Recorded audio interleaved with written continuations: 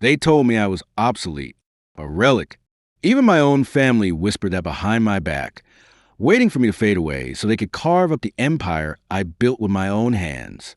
But fate has a cruel sense of humor.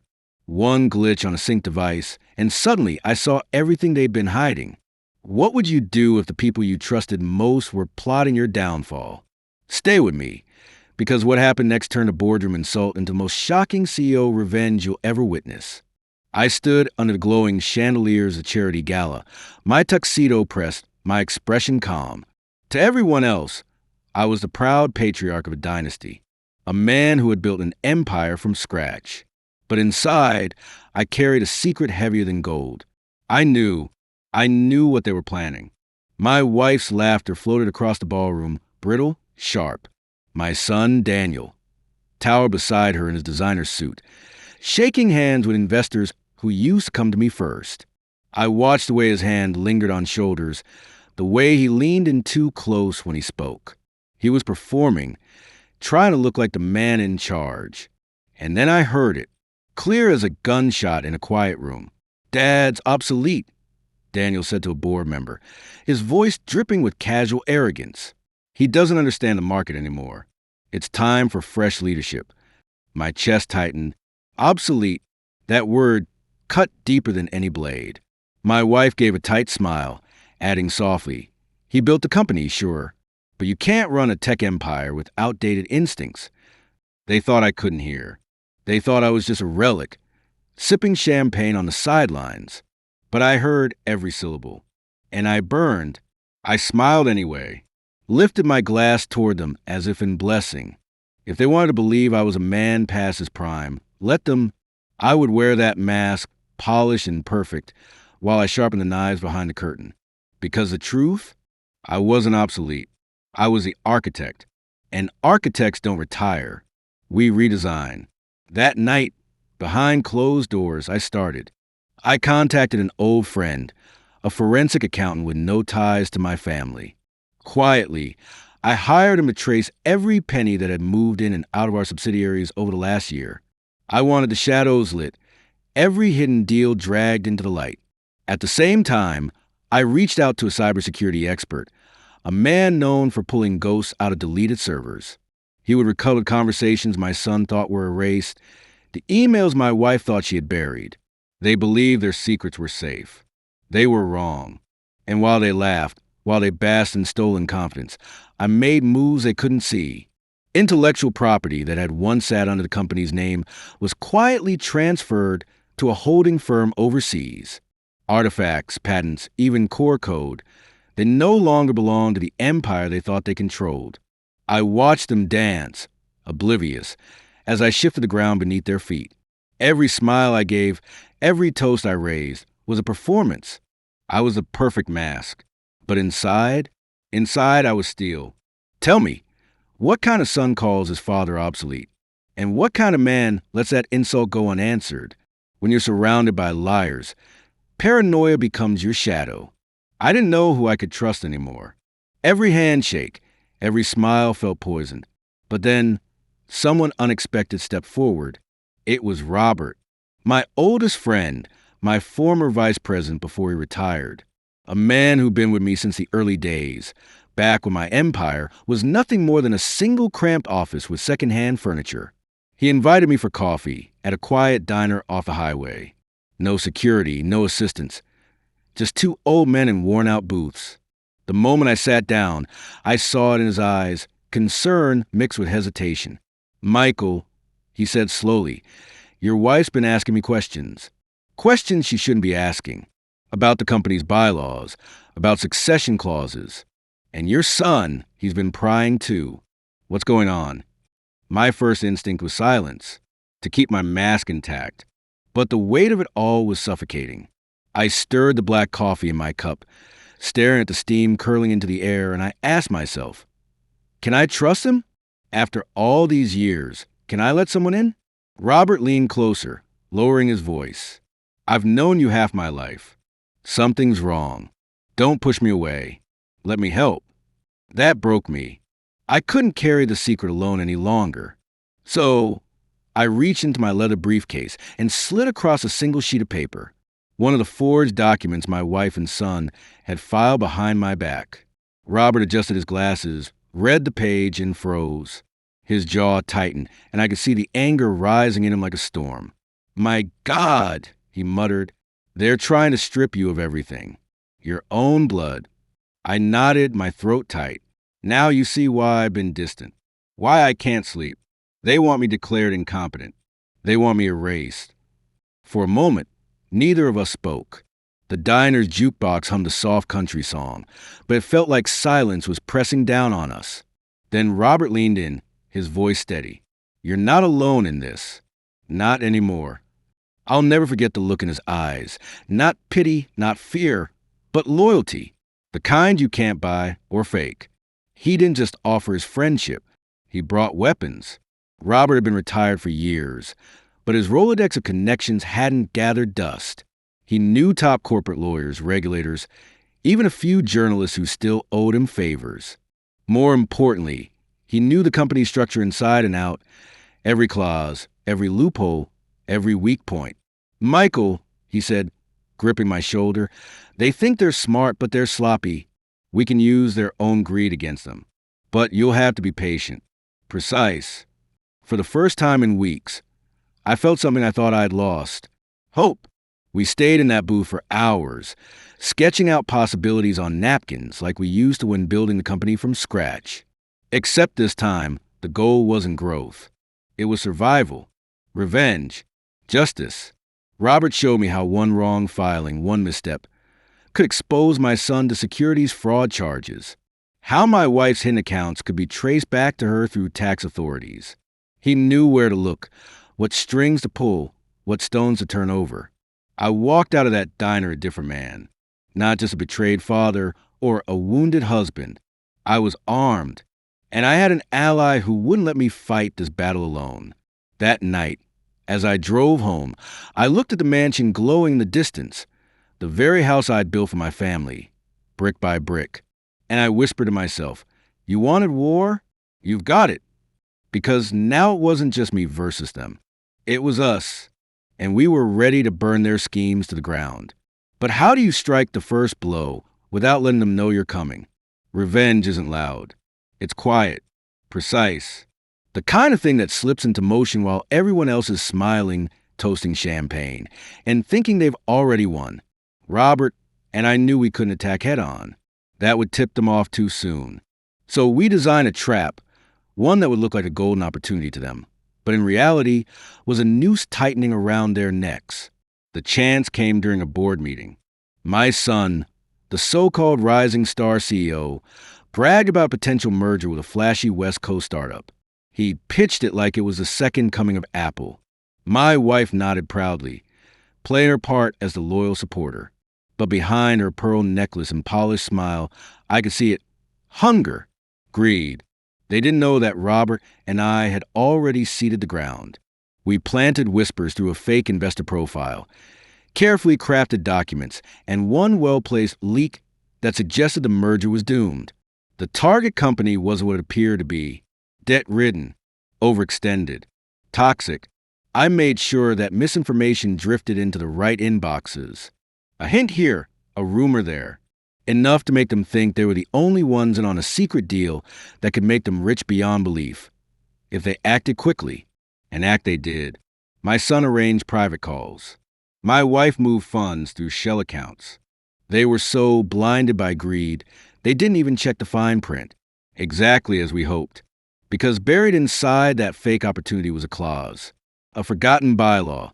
One Robert had drafted decades ago when we were still fighting tooth and nail for survival. It gave me the power to veto any deal that exceeded a certain debt-to-equity ratio. And if someone tried to bypass it, the automatic consequence was brutal. Immediate transfer of key voting shares back to founder. They never saw it coming. When they tried to push the merger without me, the system executed the clause like a silent guillotine. Overnight, their voting power evaporated. Mine doubled. I'll never forget the chaos the next morning. Phones buzzing. Angry emails flooding in. My son pacing his office like a trapped wolf, barking orders at assistants who couldn't fix what was broken. My wife frantically calling lawyers, her voice shrill with panic. And me? I sat in my corner office, sipping black coffee, watching the storm unfold through the glass walls. They thought they had outplayed me, but in reality, they had walked straight into the snare. That afternoon, I caught a glimpse of them together in the parking garage, whispering, arguing, pointing fingers. The cracks in their alliance were already showing. They were blaming each other for the disaster, each desperate to save their own skin. Robert called me, his voice calm but triumphant. Michael, the claws work like a charm. They've got nothing. But don't celebrate yet. This is just the first cut. Now we watch them bleed. And bleed they did. Within 48 hours, investors were spooked. Stock prices wavered. Whispers of incompetence spread through Wall Street like wildfire. Questions arose. Was the young CEO reckless? Was the founder's wife meddling where she shouldn't? My enemies were panicking, running in circles. But panic has a funny way of making people sloppy. They doubled down, trying to cover their tracks. More secret calls, more hidden transactions. Every move they made dug their hole deeper, and Robert and I were there, collecting every scrap of evidence like gold. I remember walking into a family dinner that weekend. My wife smiled too brightly. My son poured me a glass of wine with trembling hand. They thought their masks were still intact, but I saw the fear in their eyes, the doubt, and that's when I knew the war had officially shifted. No longer defense, pure offense. I wasn't just fighting to protect what I built. I was taking back control, and they couldn't stop it, no matter how hard they tried. But here's the thing about traps. Once they're sprung, you can't predict exactly how the prey will thrash. My wife and son were cornered now, desperate, and desperate people make dangerous moves. The question was, how far would they go to save themselves? When the first domino tipped, I almost felt sorry for them. Almost. The forensic audit I had commissioned began to leak in whispers. Anonymous memos found their way into the hands of regulators. Subtle but devastating. Numbers didn't lie, and the story they told was betrayal. Deals hidden off the books. Unauthorized transfers. Conflict of interest so bold, they bordered on criminal. Daniel's phone rang day and night. His carefully curated world began to crack. One client pulled out, then another, and another. A cascade of exits, as though the market sensed blood in the water. His greatest project, an AI partnership he had touted as revolutionary, suddenly froze. Their lawyers demanded answers he couldn't give. I watched him from afar, his face pale, his jaw tight, barking orders at assistants who couldn't stop the bleeding. This was only the beginning. My wife fared no better. High society lunches suddenly went cold. Invitations stopped arriving. Those same women who once clung to her every word now avoided her gaze. Whispers followed her through gilded halls. She bet against her own husband. She was in on it. The shame burned her like acid, but she smiled through it, clinging to an image already shattered. And then the cracks turned inward. I obtained a recording, pure chance, or maybe fate. My cybersecurity ally recovered a heated argument between Daniel and his mother. "You promised this would work," he snapped, voice trembling. "You're the one who rushed it," she hissed back. "I told you to wait. He's not as blind as you think. He's obsolete, mother. Obsolete. I'm the future. This was supposed to be mine." Obsolete. Again. That word spat like venom. But this time it was different.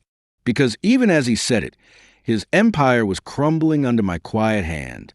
He called me obsolete while the fortune he thought he controlled was already slipping from his grasp, redirected, locked, and shielded. I didn't need to respond. His own arrogance was destroying him. Still, I pressed harder. Evidence of their hidden debts landed on the desk of a creditor. Within hours, liens were placed, accounts frozen. Daniel's personal assets, leveraged far beyond reason, collapsed like a house of cards. I watched as his prized penthouse was listed for emergency sale, his cars repossessed, his credit drained. The son who called me obsolete was suddenly a beggar in bespoke suits, scrambling for handouts from the very investors who once feared my name. And my wife, Her friends abandoned her completely. One by one, they cut her off. The gala invites, the charity boards, the magazine covers, all gone. She was no longer the queen of high society, just another fallen socialite, shunned and pitted. They turned on each other in desperation. Daniel blamed her for poisoning his vision. She blamed him for being reckless. Their alliance fractured, each trying to save themselves, each digging the other's grave deeper. I listened to every word, every accusation, every desperate attempt to shift the blame. And I smiled, because they didn't realize the truth yet. They still thought they were fighting to salvage a dying empire. They hadn't yet understood that Obsolete, owed me, was the one pulling the strings. That the fortune they had tried to steal wasn't just slipping away by accident. It was being taken back, piece by piece, by the very man they had written off. The dominoes kept falling. Clients severed ties with Daniel's firm. Regulators announced a preliminary investigation into corporate misconduct. The news leaked to the press. Front-page headlines. Their names linked not to innovation, but to scandal. And as the world watched them burn, I stood silent, a ghost in the machine. The more they fought, the more obvious their guilt became. Every frantic denial, every panic press release only fueled a fire. I was patient, calculated. I had waited for this moment, not to see them suffer, but to watch justice unfold. But tell me this, when your own blood calls you obsolete, how sweet is it to show them, without a single raised voice, that you are still a man who controls their fortune? And if this was only the domino effect, what would happen when the final truth dropped in front of the whole world? When Robert called me that night, his voice had an edge I'd never heard before. Not fear exactly. Robert wasn't the type to panic, but urgency. The kind of urgency that told me we were out of time. "They've moved past the company, Michael," he said. "This isn't about votes or headlines, or even the board anymore. They're coming for you." I froze, not metaphorically, literally. My body locked up, the pen in my hand, hovering over a document. For months, I had been in control, pulling strings, pushing dominoes. But in that moment, the power shifted. "What do you mean, coming for me?" I asked. There was a pause. Then Robert exhaled, steadying himself. "I intercepted chatter between your son and a private firm. Not lawyers, not accountants, mercenaries. Michael, they've hired someone."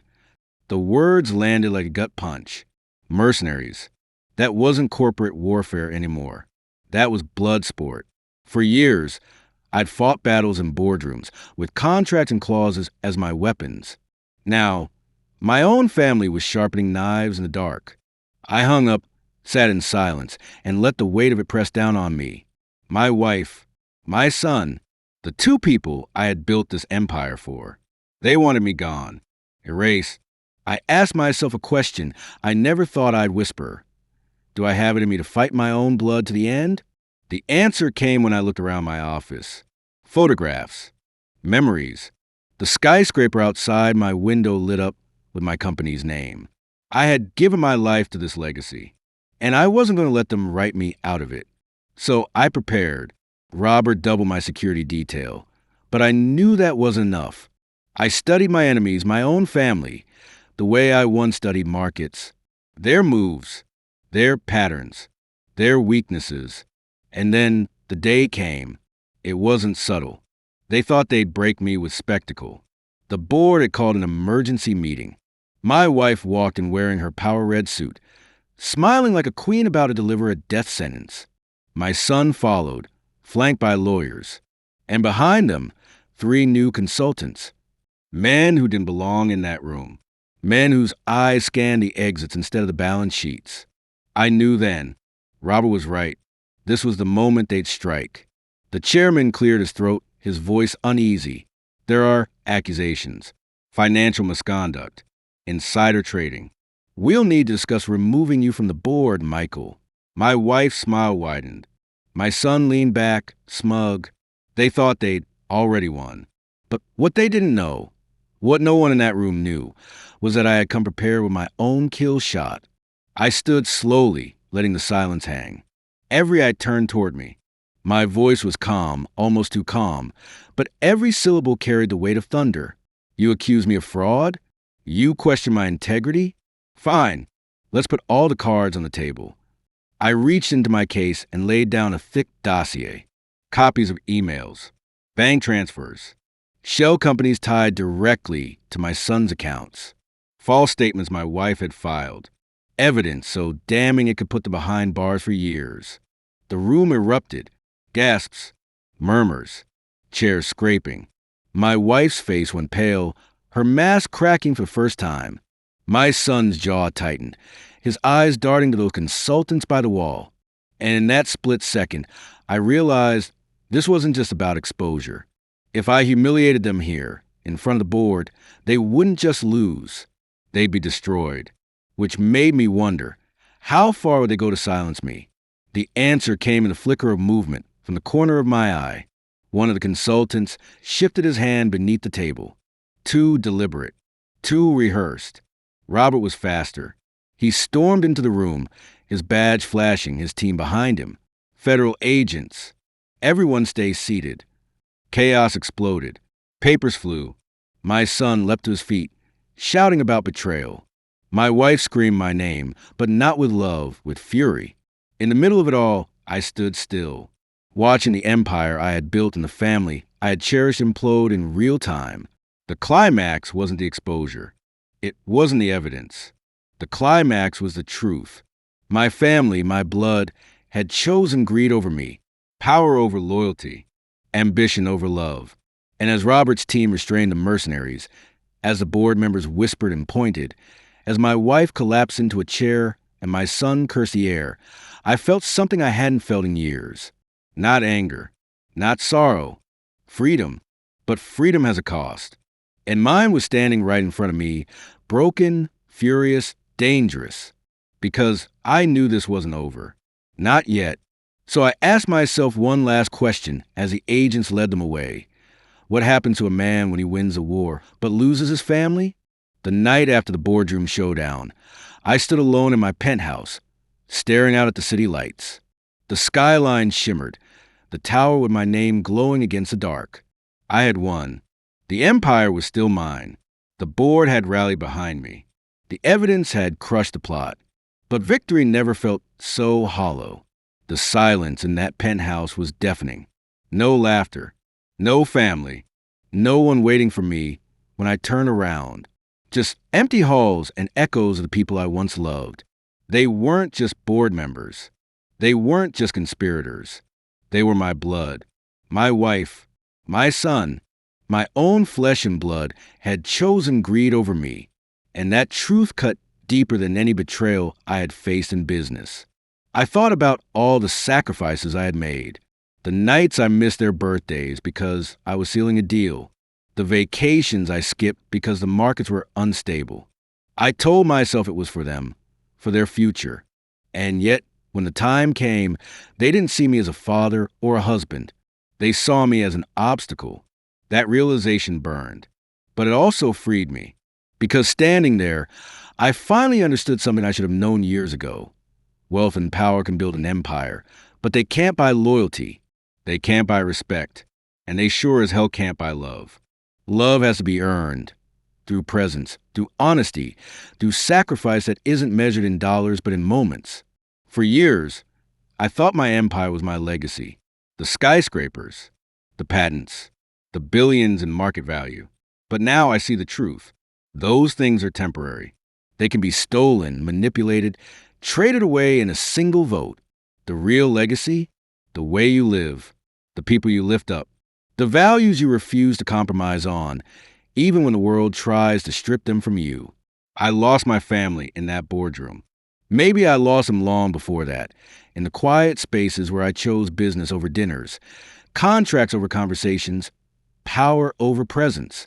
That's a truth I'll carry with me until the end. But I also walked away with something they never could take. My integrity, my soul, my name. And when I look down at the city, when I see the people hustling, striving, chasing dreams the way I once did, I think about what I'd tell them if they asked me for advice.